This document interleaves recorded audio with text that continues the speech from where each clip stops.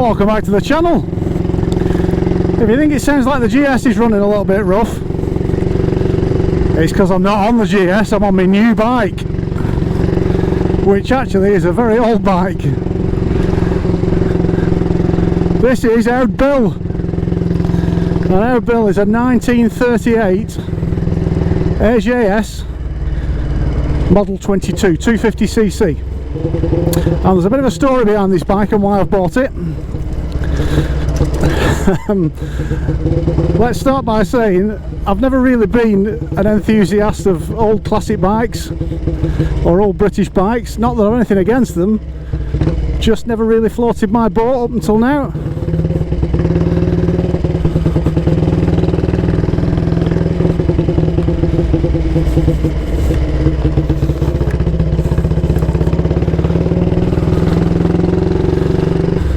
But there's a story that links this bike with my dad, and as you know, if you watched a couple of videos ago, I lost my dad Bill in February, and I said I was going to make a little video that's a bit of a tribute to him, and I'm going to combine that with this video as well, because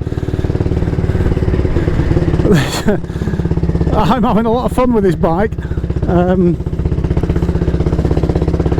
It's a bit recalcitrant, a bit uncooperative sometimes, and I've had a real trouble getting it going.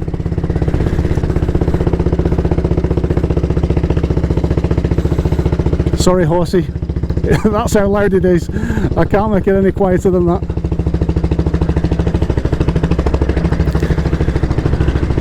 But anyway, yeah, the story of this bike is very closely linked to the story I'm going to tell you about my dad.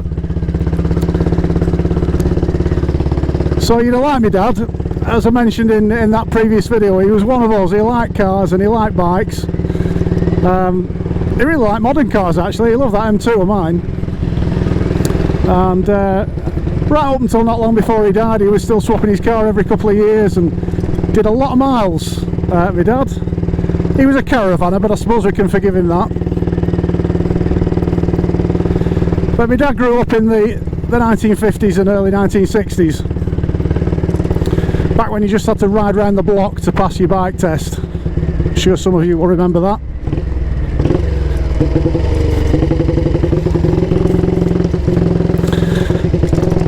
And he, like me, he always had a love of mechanical things. He loved cars in the 60s. And he did a bit of rallying actually. He served his time as a mechanic. Worked for his dad, my granddad, for quite a few years. And my granddad used to sack him a lot and then take him back on again the next following Monday. So he got in trouble for quite a few things. The favourite one was when he snuck off to go and watch the RAC rally and accidentally got his picture on the front page of the Daily Mail. And my granddad clocked him and sacked him and then took him back on again the next week. So in the 60s he had to go a bit of rallying himself. My dad bought a Mini Cooper. He bought a 998 Mini Cooper S and then put a 1275 engine in it and resprayed the roof white and made it look like a bit of a works rally car, and entered a few local rallies with a little bit of success. Won a few little trophies and stuff. But he was spending too much money and my mum gave him the ultimatum, it's the car or her. And quite rightly he chose my mum. Now, we didn't have a huge amount of money when we were growing up. Mum and Dad always ran round in very shonky old second-hand cars. But my dad saved up for a few years. He always loved old motorbikes, especially pre-war motorbikes.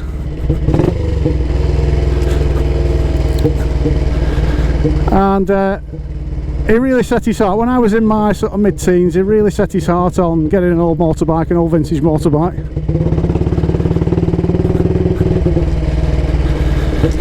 And sometime around 1984, 85, something like that, he found his perfect bike. Bought it from a fellow up in Darwin.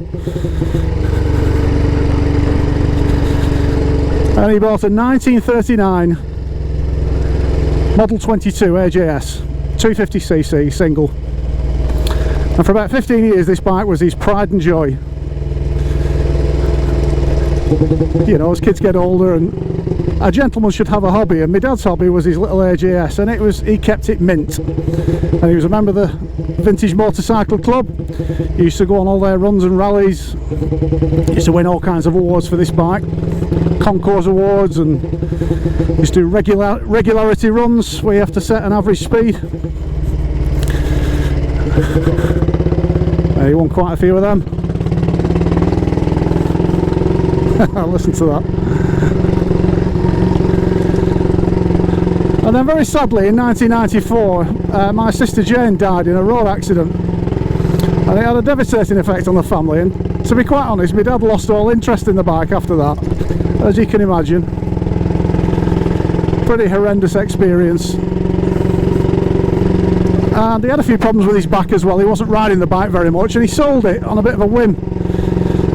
And he never admitted it, but I know for sure that he almost immediately regretted selling that old AJS.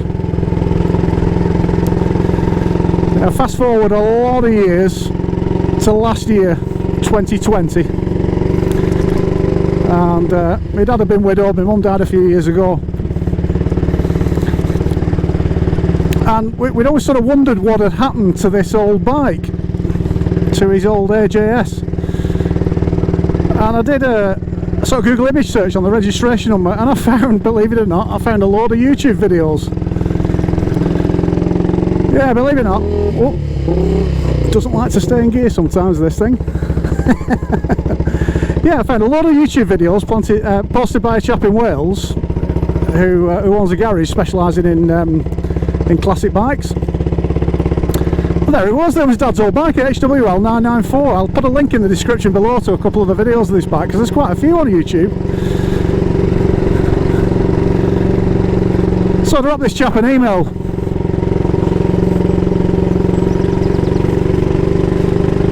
Just telling him the story about my dad owning this bike. And he got back to me, he said, well actually I'm not the owner of the bike, I run a garage and I maintain this bike for the owner, but I'll pass your details on to the owner. And I thought, oh that's it, we'll never hear anything again. Anyway, believe it or not, the next night the owner rang me up, had a good chat with him, put him on to me dad, and they had a really good conversation. It turns out he was from, well he lives down near Bristol now, but actually he was from near us up in the northwest originally. Even knew one or two people that my dad knew. It's a small world. Anyway, me and my dad had a sort of quiet plan that sometime this year we'd get in touch with this chap and go and visit the bike and have a look at it and see if he'd be willing to sell it back to us. Now, to be fair, he'd significantly changed the bike. He'd had the tank chromed, had a lot of work done to the engine, and I get the impression that the owner actually really loves the bike, and it's unlikely that he'd want to sell it. Yeah, so actually I doubt very much that he wanted to sell us the bike. And unfortunately, of course, my dad got ill in January. He got lung cancer and he died pretty quickly. It's really only about 5 days between his diagnosis and him passing away. For the day after my dad died, yeah, alright, I was looking, but I was only looking. This bike came up for sale through Car and Classic. It's down south somewhere in Kent or something like that, at dealers. And this is exactly the same bike that my dad had, a Model 22. It's a year older, a 1938, rather than a 39. And it's got a twin port head, whereas my dad's had a single port head and a single exhaust. But other than that, this is pretty much a carbon copy of the bike that my dad had. So let me show you around the bike, and then I will give you my riding impressions of this 83-year-old motorcycle.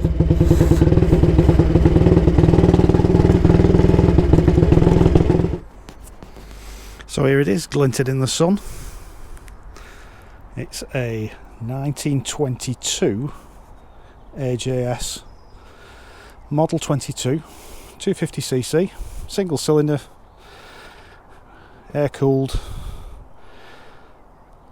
solid frame, but with girder forks on the front. the spring in there. It's actually got adjustable damping, so you turn that knob there, you can adjust the damping on the front suspension. It was a little bit slack when I first rode it, but it's we've tightened that up a little bit now and that feels a bit better. It's also got a steering damper on it in the centre there. So probably more things that you'd recognise from a modern motorbike that you might think. The controls, clutch, it's got a decompression lever underneath here, so you pull that to stop the engine. Advance and retard here for the ignition, lovely little Smith speedo there. It's got the choke, or the air lever as they call it, normal throttle and front brake, which leads to that tiny little drum brake, very, very ineffective front brake. The rear brake's much better on this bike than the front brake. Cable operated, rod operated rear brake. And of course, the first thing you notice when you've not ridden an old British bike before is that the brake is where the gear stick normally is on a modern bike, and vice versa. 6-volt electrics. Sprung saddle, that's your rear suspension. And that's it, other than the squash in the tyre.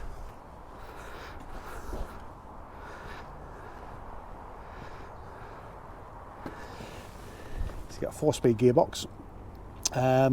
Normal pattern actually, down for first, up for neutral, second, third and fourth. Quite low geared up to third, and fourth you can really feel the step up when you put it up into fourth gear. Here's the new carburetor that we fitted. Brand new from AML Carburetors. Who'd have thought you could buy a brand new carburetor for a 1938 bike? So the Model 22 had a twin port cylinder head, still only a single cylinder engine, single cylinder 250 or 249cc, but a twin port head, so twin exhausts. And it's quite loud. It's quite loud when you start it up. When you run, people can hear you coming long before they see you. So to start it, fuel on both sides. It is warm, so it's been running.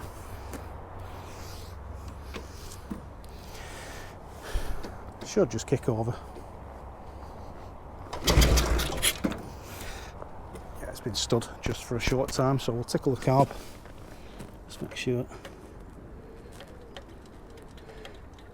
there's some fuel in the float chamber. Oh, it's just leaking out now.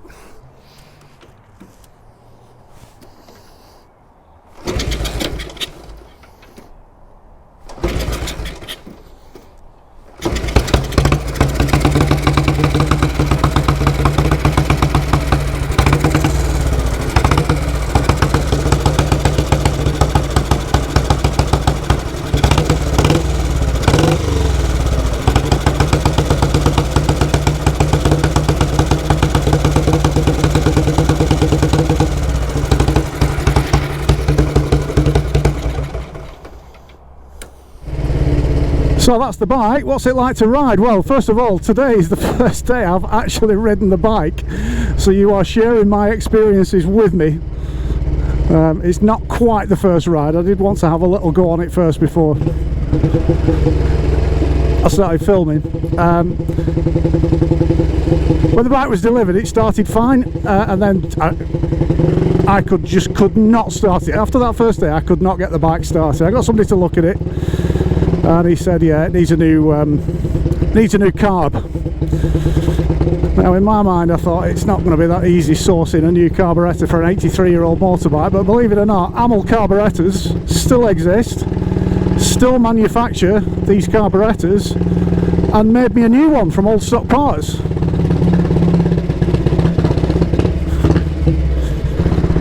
Yes, I got a brand new carburetor for it. I managed to fit that myself actually. Disclaimer here, I am not a mechanic. I've tinkered about with a lot of stuff over the years, but I'm not a mechanic. But I managed to fit that new carburetor on it, but it still wouldn't start. And then I realised, well, there's no spark. So it's magneto ignition this, and I sort of guessed there was a problem with the points. I didn't think the points were opening properly.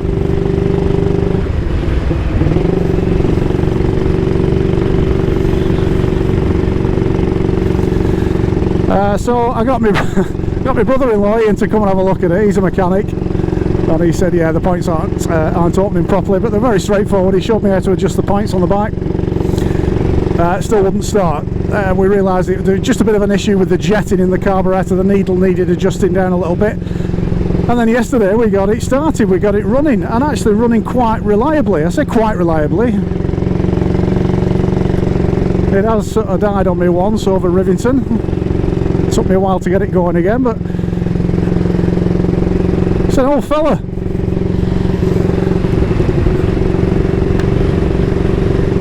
And these old bikes have the ways about them, don't they? I've christened the bike Out Bill. Named it after my dad. I'll find somebody to sign write that, maybe on the toolbox at the side in gold lettering. Out Bill. I wouldn't have been that bothered if we could never have started the bike. I'd have been happy just to have it tucked away in the back of the garage. But actually now, when I'm riding it, this is a whole new experience for me. Now, I have driven vintage cars before. I've driven some pretty old stuff. I've driven 1920s Bentleys and old Lagondas and old Austin 7s and things like that. So I'm not completely unfamiliar with vintage motoring as such, but this is the first old bike I've ridden. When my dad had his bike, I wasn't into bikes at all. One of the reasons he didn't keep it, because he didn't think he'd ever see himself passing it on to me. So welcome to the vintage motorbike experience. I think the one thing I'd say about this bike is this was never anything massively special. This was a working man's bike. They weren't particularly expensive. They were mass manufactured before the war in a factory in London. This one was supplied new in July 1938 through a dealers in Oxford. And these were for men to get to and from work, to and from the places of work or the trade or whatever. So it's not a Manx Norton, it's not a Brough Superior. Didn't cost me a fortune. I don't think it's going to massively increase in value while I've got it. I don't think I'll lose anything on it. But the riding experience is well, you just have to think differently about things. First of all, your controls are reversed. So the brake pedal's on the left, the gear shifter is on the right. Now that's pretty normal for old bikes, old British bikes. I think it was the introduction of, somebody will correct me on this probably, but I think it was the introduction of Japanese bikes in the 60s and early 70s that saw the standardisation of a left-hand gear change and a right-hand brake. But that just takes a little bit of readjustment, and I find myself doing is sort of tapping the brake pedal like I'm changing down through the gears. So it's a little bit like this when you come into a stop. But I'm getting used to that. The front brake is utterly hopeless. I think it's lined with cork or cheese or something like that. It's a tiny little drum brake on the front, but the rear brake is a little bit better actually, and does pull you to a stop nicely. But actually, this requires you to look a long way in the distance and start slowing down nice and early. But you don't want to be doing any emergency stops on this bike. Cable operated front brake, rod operated rear brake, little drums. Not much stopping power.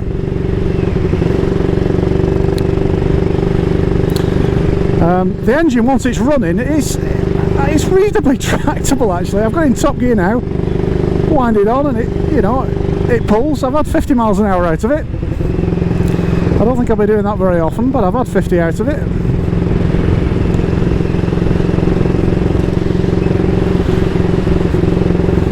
But its sweet spot is sort of between 30 and 40, something like that. That's where it's happy plonking along. You look down at the speedo there, there's a white line at 30. Anything just over that, and it's a happy little bike, this.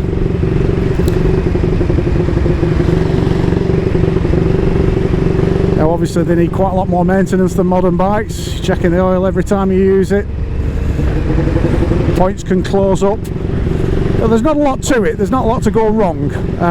Might need to get the magneto rebuilt at some point. There is a spark, but it's a little bit inconsistent, I suppose, so that might need to get sorted out. There's a lot of false neutrals in the gearbox, I've found.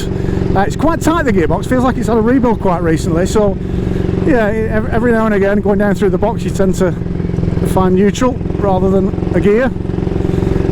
First, second and third are very, very low. On the fourth gear, still not particularly high, but it pulls alright. Pulls alright in fourth.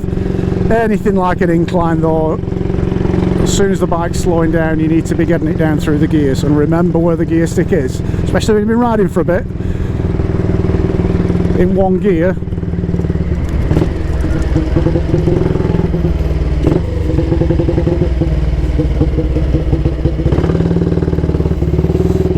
Thank you, sir. And there's the other thing you've got to be aware of. I have no... There you go, just jumped out of gear then, that was my fault. I have no mirrors, so very reliant on shoulder checks. And I keep checking myself, not checking my shoulders enough. Nice to see the cricket back. And no indicators either, so it's hand signals only. Remember those? Not the two-fingered hand signal. The old 1930s highway code hand signals, which is fairly straightforward on a bike, to be honest. It's just left and right hand signals, maybe a wave with the right hand up and down if I'm going to be slowing down. Yeah, changing down into second, it really doesn't like that. It tends to miss second, go straight into neutral. I'm going to have to get to learn how to feel my way around this gearbox properly, I think. I don't think I'd ever take it on the motorway, it's not fast enough. Wouldn't feel safe on the motorway, and without the mirrors as well. But this is not a motorway bike. Motorways didn't exist when this bike was built. But on these roads, well, you know, it's riding up to the speed limit. It's quite nicely. Every now and again I look behind and I've got a bit of a queue of traffic behind me. But it's never that bad. And I'm, you know, 35 in a 40 there. It's keeping up with traffic. Not so sure what it'd be like on a hot day if we were stop-start traffic. It might get a bit warm. It's only air-cooled. But it pulls alright. You can sort of hear the revs drop down then. You can see the difference between third and fourth gear. I changed down to third gear. Third's revving quite high there, up to 30 miles an hour. 35. Stick it up into fourth, if I can find it. And then there is a real significant drop in the revs there. So fourth gear quite a bit higher than third. And just about pulling on this incline here at 30 miles an hour. Don't think I'm ever going to get any points on my licence on this. That's probably tempting fate.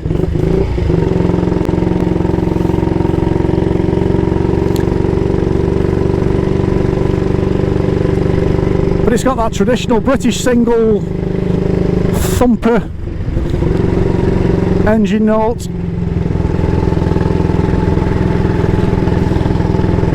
Not revvy like modern bike engines. But like my dad used to say, it sounds like a proper motorbike, this.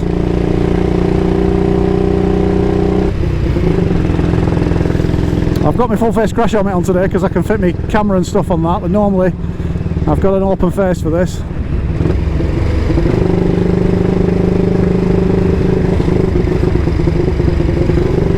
And I'm going to enjoy plonking around the lanes on this, maybe in the evenings.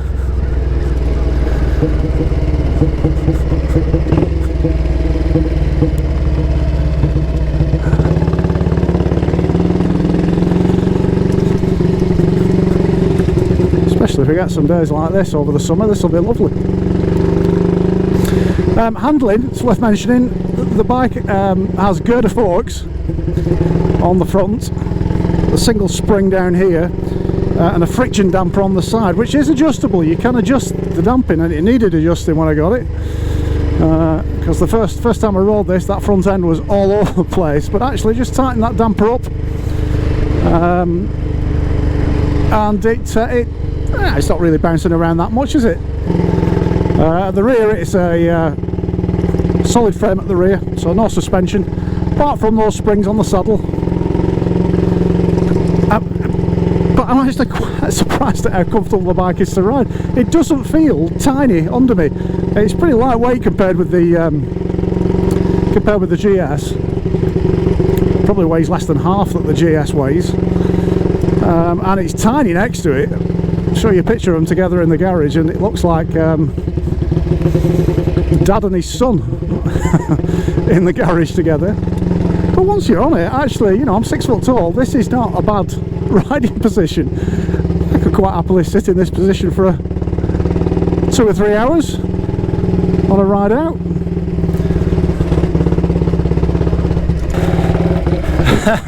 And there's the other ball ache with an old bike like this.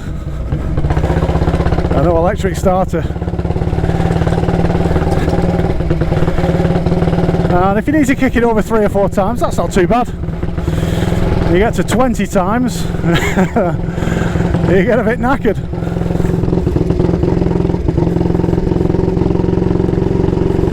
So you can hear there, it's not quite running right, this.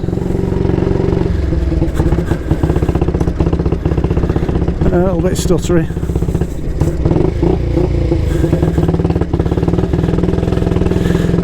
I'm not quite sure where I am with advance and retard and tinker with it, and all it seems to do is make it run worse rather than better, but I've got it nearly 3/4 advanced at the moment, and it seems to be most of the time running alright.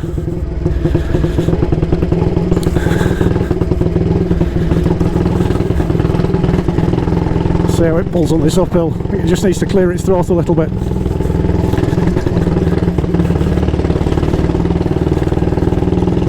Yeah, that's better. Anyway, there you go. That's my that's my new old bike out bill, the 1938 AJS Model 22 250. We'll do a few more videos with this over the summer. I need to familiarise myself with it a little bit more. As you can probably see, I'm clunking around on it. It's not, the ride isn't flowing like it would do normally. But I'm going to enjoy the summer with this bike, and it's a keeper. This is staying with me now. It's a nice keepsake of my dad.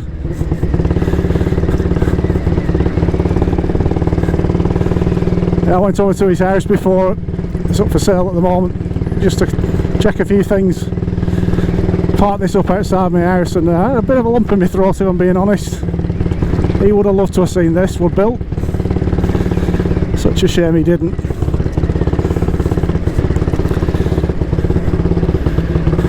But anyway, that's it for this time and for this video. Thanks for watching. Hope you've enjoyed it. Got some plans for a new series of videos over the summer, mostly car related, but they may be of interest to you if you're into bikes. I'll try that again. I've got a series of other videos that I'm going to make over the summer, mostly related to cars, but definitely of interest to you if you ride bikes as well. Interspersed with things like this, ride out and out bill. Mrs. Local's got a new car coming in the near few weeks. I'll do a few videos in that because you'll like that. Not that I had any influence over what car Mrs. Local chose to buy, of course, but I'll be borrowing that for a few videos as well, I can tell you. So thanks for watching.